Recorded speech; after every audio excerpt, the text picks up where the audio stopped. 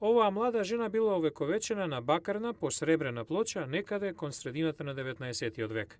Даниел Вајнберг од книжарницата Абрахам Линколн во Чикаго со возбуда говори за ваквиот вид на фотографии, дагеротип.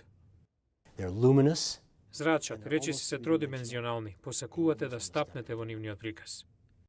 Дагеротипот е оригинал и не може да се репродуцира како денешните фотографии, иако пронедок на французинот Луи Дагер, овој вид станал особено популарен во Америка кон средината на 1800-тите.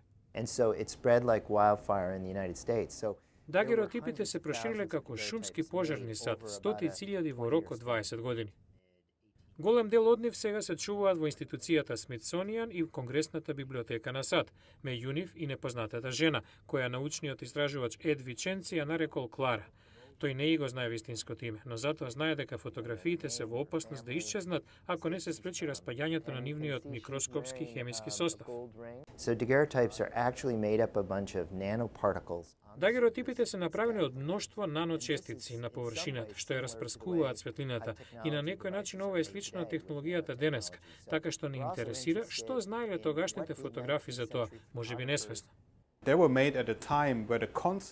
Физичарот Волкер Роуз соработува со Вичензи во Националната лабораторија Аргон во Чикаго, фокусирајќи интензивни зраци од фотонскиот топ на лабораторијата врз мали делови на дагеротипите.